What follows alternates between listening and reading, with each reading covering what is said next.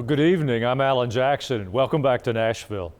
The American people gave the Republican Party a mandate last November, not just for the president, but also the Congress. Yet a roadblock has come up, and it's one no one voted for, the American judiciary. Judges acting like politicians, trying to set policy that's typically been the authority of the executive branch. All you have to do is look back at November 2022, when Attorney General Merrick Garland appointed Jack Smith as special counsel to oversee investigations into President Trump. First on the January 6th attack at the Capitol, and second on Mr. Trump's handling of classified documents. Well, eventually Jack Smith's appointment was overturned when a judge ruled that it violated the Constitution. But for several years, he was badgering President Trump and having his every move accelerated by the media. Appointments at that level need to be done by the president and confirmed by the Senate. Yet here we are again with individual judges trying to write policy, trying to stop the work of Elon Musk, and trying to stop Tom Homan from deporting known criminals and gangs.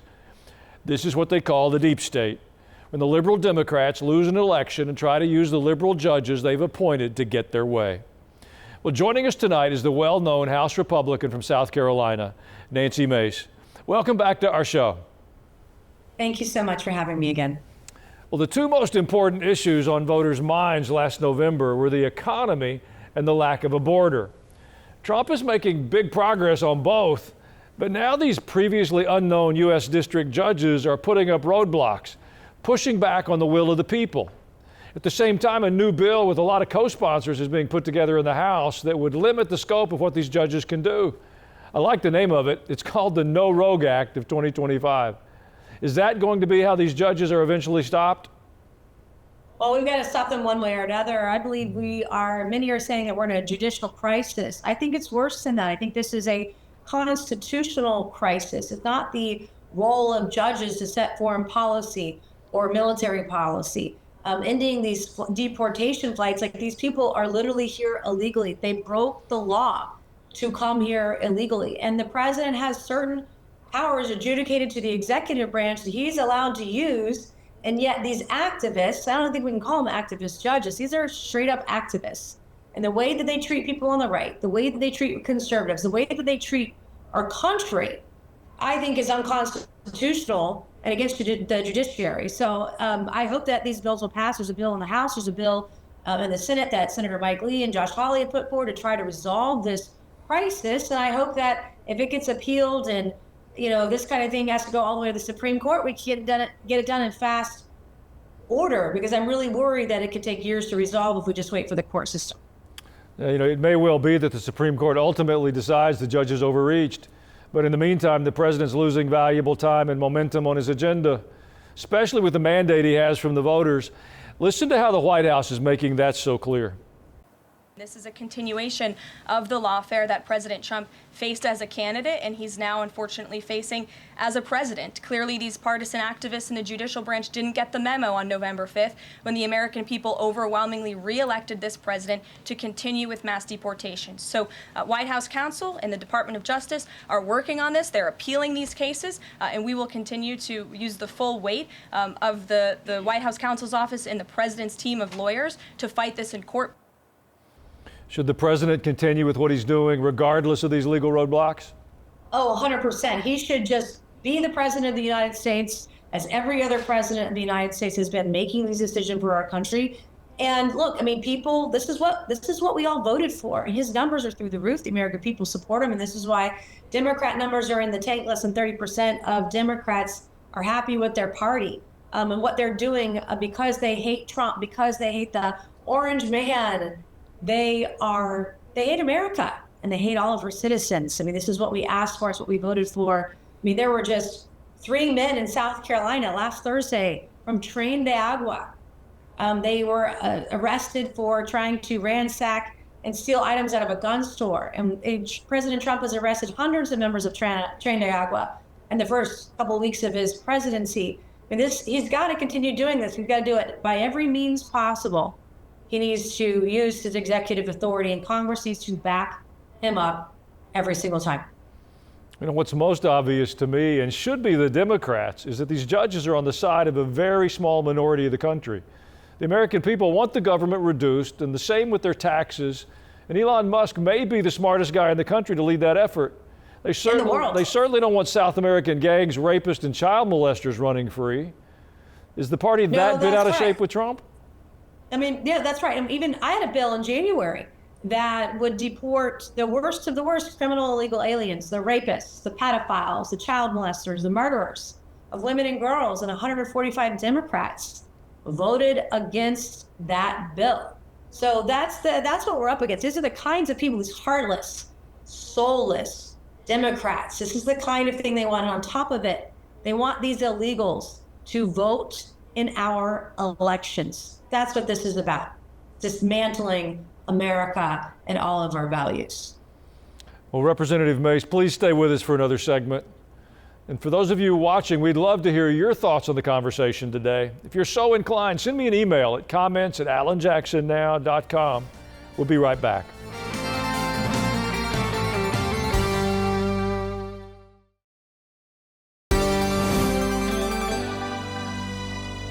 We're back now with South Carolina's Nancy Mace.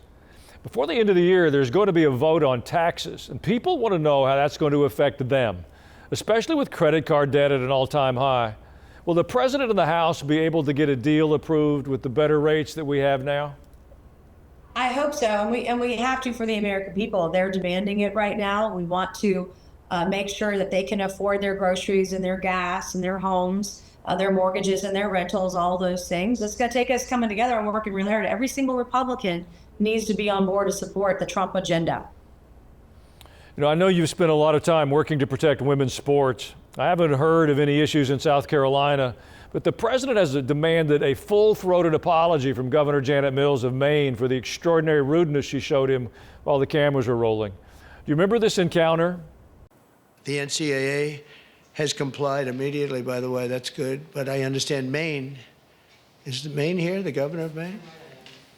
Well, are you not going to comply with it? I'm complying with state and federal laws. We are the federal law.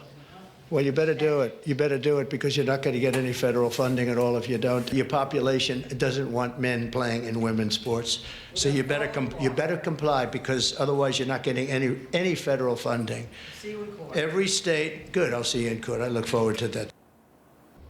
Does Governor Mills think that going up against the president is going to be good for her in the long run?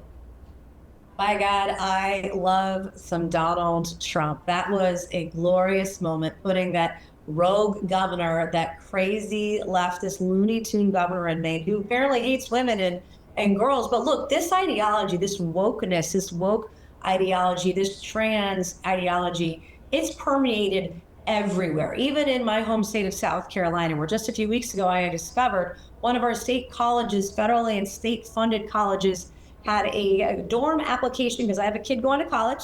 The dorm application my kid had to fill out had 13 genders. I quickly reminded the school there are only 2, and they very quickly corrected the form over the weekend after I brought it to their attention very publicly.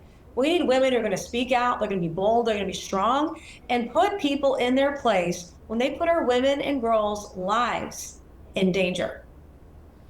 Well, while DOJ is trying to find places to save money, do you think they'll suggest cutting Medicaid payments for what they call the gender-affirming surgery and hormone therapies? Well, I hope that they do. The government shouldn't be paying for abortions. They shouldn't be paying for gender-affirming care. They shouldn't be paying for castrations or people that want to change their gender or whatever. What they need to do is maybe fund a little more mental health. Give these people the help that they need. A lot of times, these men who are dressed as women, cross-dressing as women, have a disease called autogynephilia. It's more of a fetish for them. It's not really about gender, and it's gross. And they are statistically significantly much, much higher to assault women. And it's wrong. We got to stop it. I mean, there are states where there are these men, these trans men, going to women's prisons and then assaulting the women who are there. We have to put a stop to it. We have to get in people's face. We have to use brute force in order to protect our women and protect our girls. Particularly, every crime that's happening of this nature, we got to get rid of it. We have to eradicate it. We got to make it extinct. And those who are here illegally, I'm going to bring up my bill again that we voted on in January. It was to deport rapists and pedophiles and murderers and child molesters that are here illegally, and 145 Democrats voted against it. You know, there's new expressions of violence across our country. They're burning Teslas and Tesla dealerships and harassing people that drive them. What should be done to the people that are doing this? They need to go to jail, and they need to be prosecuted to the fullest extent of the law. I mean, I scratched my head. Just a few years ago, it was the left, mandating people buy electric vehicles. I think even California was banning them, gas-fueled vehicles. You had to be electric by a certain year. And now they're literally setting themselves on fire. And the people whose cars they're keying, the Molotov cocktails on Teslas, the bombs found in Texas the other day at a Tesla dealership. In my hometown in Charleston, South Carolina, a guy was spray painting anti-Trump words near a Tesla charging station, threw Molotov cocktails at the Teslas and lit himself on fire. That's how insane they've gotten. And quite frankly, people's safety comes first. I thank Elon. He's the smartest man in the world. Thank him for his talent, his will to be a leader in the United States of America, sharing his brain trust and sharing his technology to make our government and our country more powerful, more prosperous, more smart, more efficient than ever before in our nation's history, along with Donald Trump. It's really important. And I hope that the Attorney General and the FBI, the DOJ, everybody will prosecute these terrorists. These are domestic terrorists to the fullest extent of the law. Did you hear any Democrats on the Hill thanking Mr. Musk for bringing our astronauts back home? Not a single one. That seems reprehensible to me, that they can't No, celebrate absolutely. a national victory like that. No, they can't. And in fact, they hate our country. They hate our country. And I know I go knock doors every election and I see, what kind of Americans have American flags on their door. It's never a Democrat. They don't do it. They hate our country. They'll do anything to dismantle our democracy, our republic, our Constitution. They'll burn it to the ground. If it means that they can win and ruin our nation, they will do it at all costs, and we cannot let them. Thank God for Donald Trump. Well, I'd like to ask you about what happened during the president's address to Congress, because I know sometimes things are different when you're there in person versus those of us just watching on television. You were in the House chamber, so I'd like you to tell us what it was like watching the Democrats with those little paddles that they used in auctions, ping pong paddles, pickleball, whatever.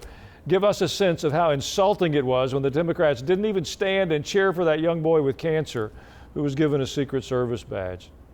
No, the 13-year-old boy, they couldn't stand for the kid who had brain cancer. I thought it was obnoxious, and worse than that, when Al Green stood up and interrupted the president's historic, monumental speech in the chamber of the House of Representatives. We couldn't get him off the floor fast enough. We've got to hold these people's feet to the fire. We can't tolerate their madness, their mental illness. In fact, Jasmine Crockett today assaulted someone at the Capitol, took their phone out of their hand and scratched the person up, allegedly.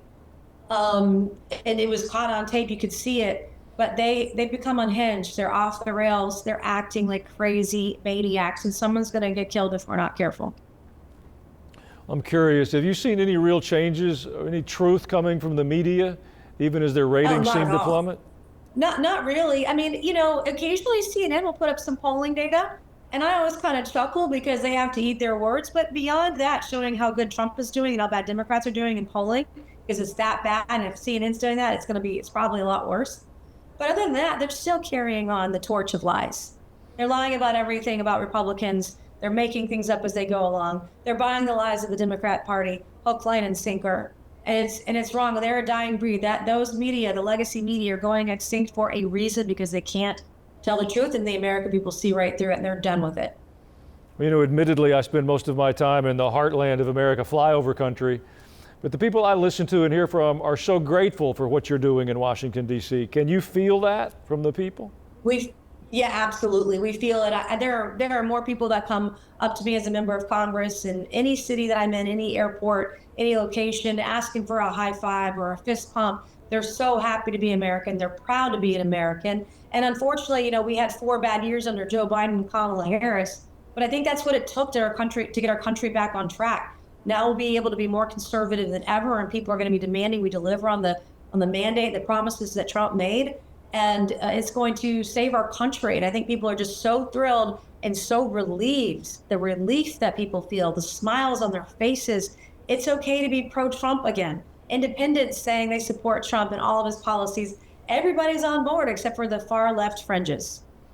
Congresswoman Nancy Mace, it was great to have you back. I hope you'll come to Nashville sometime. We'll have you in our house.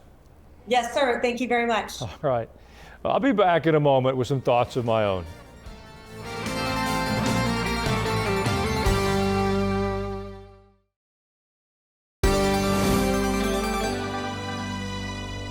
In this season of change, we are watching a very visible demonstration of spiritual conflict.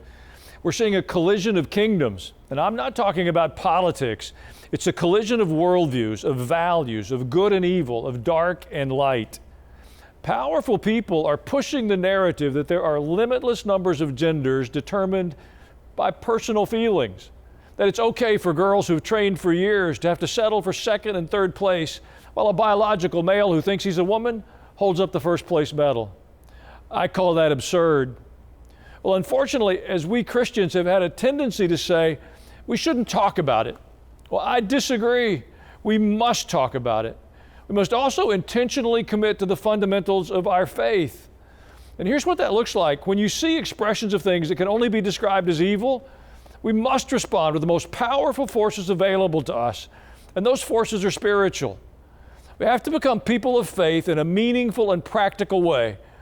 I believe we have to pray, we have to know what's in the Word of God, but we have to live it out in the public square where we go each day.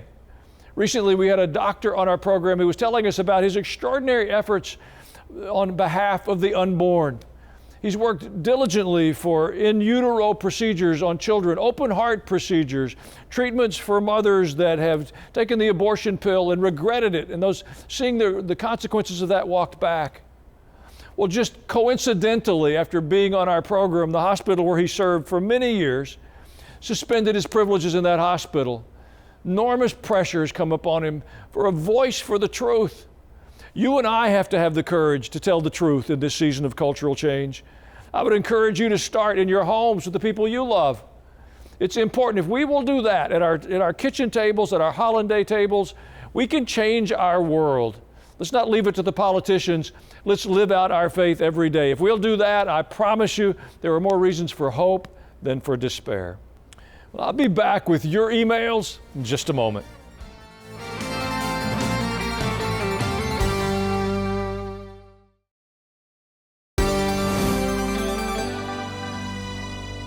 Thank you so much for taking the time to send us your emails. Your thoughts and opinions, they're important.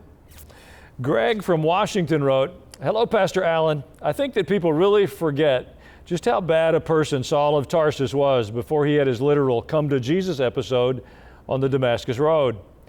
Before Jesus took him out to the woodshed, Saul was the worst of the worst, and look where he ended up. If Jesus can do it for Saul, he can do it for the Democrats in Congress. Well, Greg, he can do it for all of us. If he can change my life, Saul of Tarsus' life, I think we need him in Congress for Democrats and Republicans. In fact, I don't believe there's anything that will fix our problems other than a significant heart change. And it's going to take some courage from Christ followers in our nation to begin to say that and stop acting like it's a political problem.